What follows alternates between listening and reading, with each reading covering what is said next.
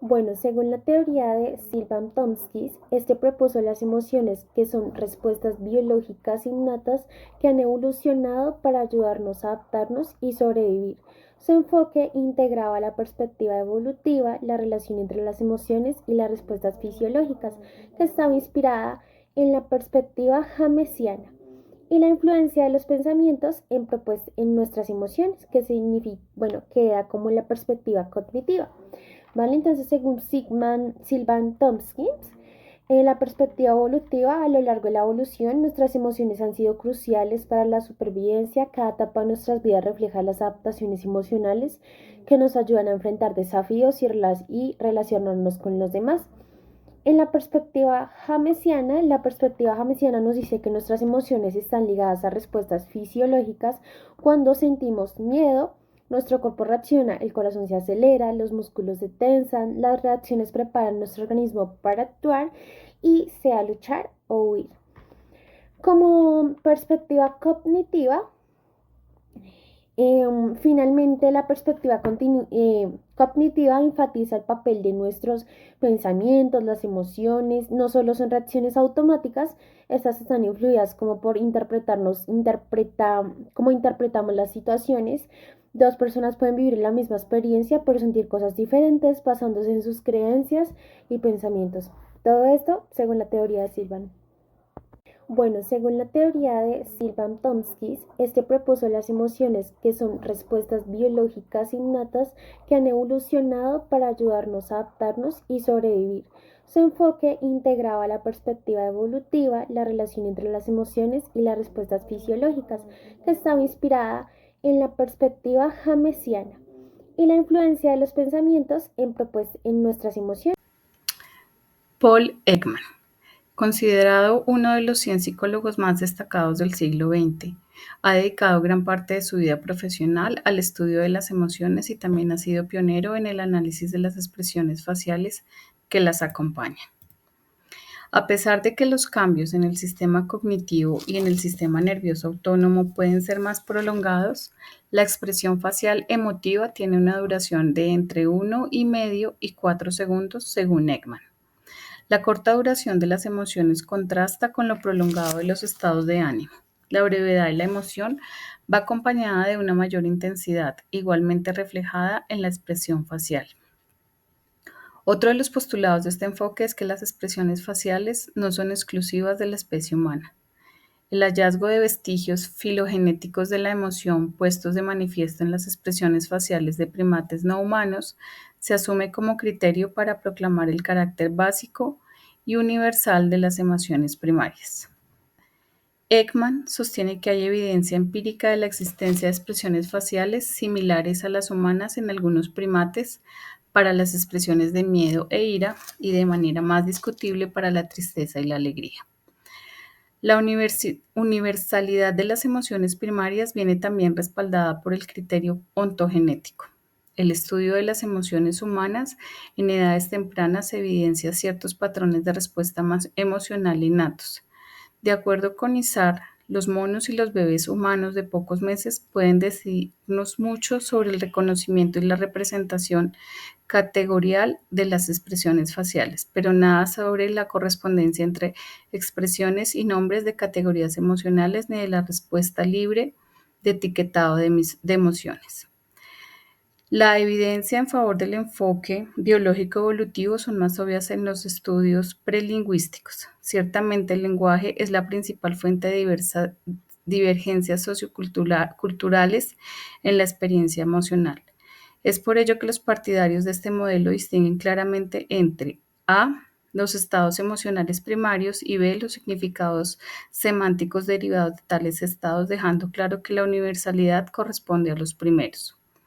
Mientras los músculos faciales que se mueven cuando tiene lugar en particular afectos sean los mismos a través de las culturas, el estímulo desencadenante, los afectos asociados, las normas y las consecuencias conductuales pueden variar de una cultura a otra según Ekman y Frise.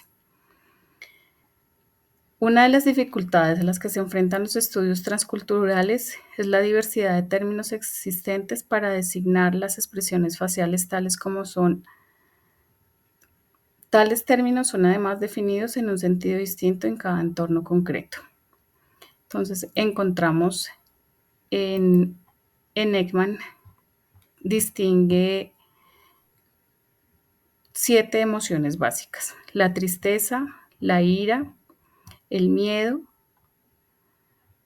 la alegría, y de allí se derivan otras básicas que son las más importantes en todo el proceso. La teoría de la emoción de Robert Plutich es una de las más influyentes en el estudio de las emociones humanas. Plutich propuso que las emociones son respuestas adaptativas que han evolucionado para ayudar a los seres humanos a sobrevivir y adaptarse a su entorno. Como por ejemplo, argumentó que las emociones tienen un propósito evolutivo y funcional. El miedo puede evitar a una persona escapar de un peligro, mientras que la alegría puede fomentar la socialización y cooperación. Plutich identificó 8 emociones básicas que se agrupan en pares opuestos: alegría, tristeza, confianza, desconfianza, miedo, ira, sorpresa, anticipación, aversión o desagrado. Se considera una de las emociones que puede acompañar a las demás. Plutich visualizó las dos emociones en una rueda, donde las emociones más intensas están en el centro y las variantes menos intensas, como las emociones compuestas, están más hacia el exterior. Esto permite ver cómo se relacionan las emociones entre sí y pueden combinarse para formar emociones más complejas.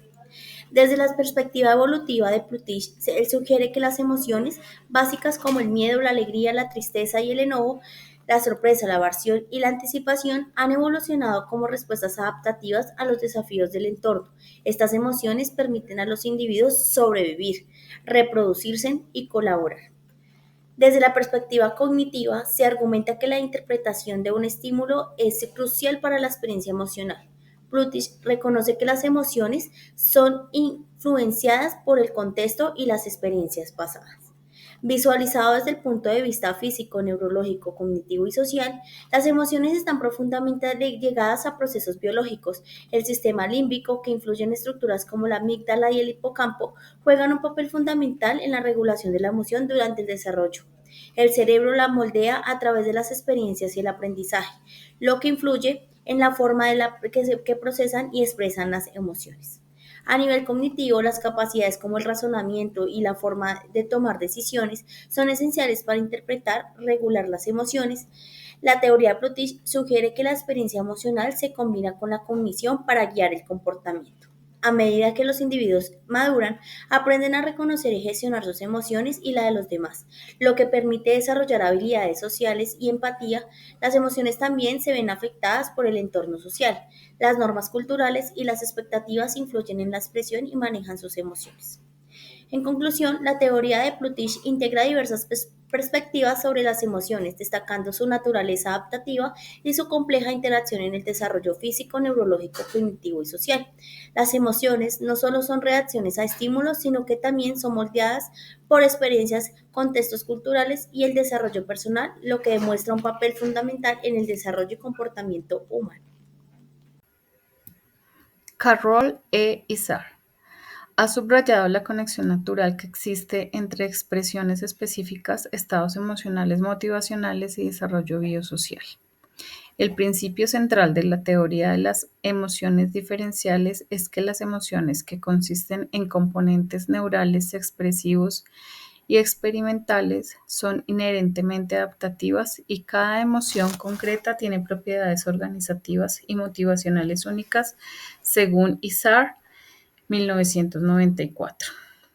Tanto el sustrato neurológico de las emociones como su manifestación motórica, particularmente en la expresión facial, son innatos y universales. Esto es así, al menos para las denominadas emociones básicas. Uno de los elementos determinantes de la vivencia emocional es la retroacción facial, según Izard en 1984. La concepción de la emoción como feedback de reacciones corporales fue inicialmente propuesta por W. James al afirmar que los cambios corporales siguen directamente a la percepción de un hecho excitante. La activación de una emoción implica una secuencia en la que, en primer lugar, se da la percepción de un acontecimiento con carga emocional, ya sea externo o interno. Esto genera determinados cambios neuronales en la corteza cerebral y en el sistema límbico. Los impulsos pasan al hipotálamo y determinan la expresión facial a través del córtex motórico. Finalmente, los receptores asociados a los músculos faciales remiten las aferencias al córtex sensorial. Según este esquema, la vivencia subjetiva de la emoción resulta del feedback sensorial procedente de los músculos faciales, de acuerdo a Isar, 1984. Las emociones diferenciales de Carroll y Isar sugiere que las expresiones emocionales no solo se reflejan en una experiencia emocional, sino que además ayudan a regular las emociones en sí mismas, ansiedad ante los extraños, precaución y defensividad mostrada por los bebés cuando se encuentran con una persona no familiar. Esta aparece a la mitad del primer año.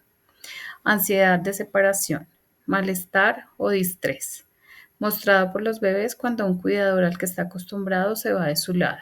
Esta etapa inicia entre los 7 y 8 meses. Es universal en todas las culturas. Sonreír, la sonrisa de un bebé en respuesta a otra persona más que a otro tipo de estímulo se considera una sonrisa social. A medida que los bebés crecen, la sonrisa se dirige a personas determinadas, no a cualquiera. Descodificar las expresiones faciales y vocales de otros. Alrededor de los meses, los bebés pueden comenzar a comprender las emociones que contienen las expresiones faciales y vocales de otras personas. Referencias sociales, sentir lo que otros sienten. Observar las emociones de otros despierta en el bebé emociones similares. No se sabe todavía bien cómo funciona el desarrollo del yo.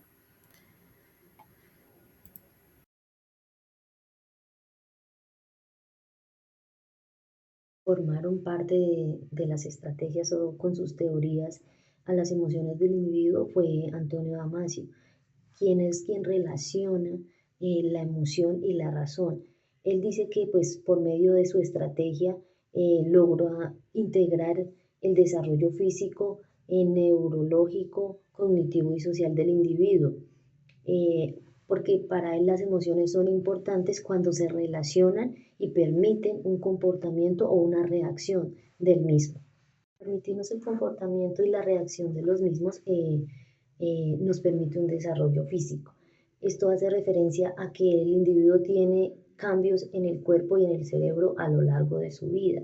Desde una perspectiva, Damasio nos hablaba que el desarrollo físico es fundamental para la formación de emociones. Hablamos las etapas que vamos teniendo como el niño, la adolescencia, la adultez y la vejez. Y esto nos permite, estas etapas nos permiten también pues madurar. En todas las etapas vamos a tener reacciones, acciones diferentes. Vamos con el desarrollo neurológico que hace parte, según este autor, de la integración de las emociones y la cognición. Las emociones no solo son respuestas a estímulos, sino que también gestionan áreas del cerebro. Él sostiene que las emociones guían las decisiones y comportamientos al proporcionar información valiosa a través de las experiencias, que van en conjunto del desarrollo cognitivo, que involucra la evolución y los procesos mentales como el pensamiento, la memoria y el lenguaje. Las emociones guían los comportamientos y esto nos permite que sean esenciales al razonamiento y a la toma de decisiones, permitiendo un desarrollo cognitivo y emocional que enriquecen o fortalecen el pensamiento del individuo. Y como ya se enriquece toda esta parte, entonces pasa, digamos, al contorno social o al grupo social que permite interactuar o que el individuo se manifieste a través de grupos, facilitando, digamos, la empatía al interactuar con el otro. Que no piense ya solo en cómo pueden afectarle o favorecerle sus emociones, sino que también se ponga en la parte del otro, generando de esta manera una cohesión grupal.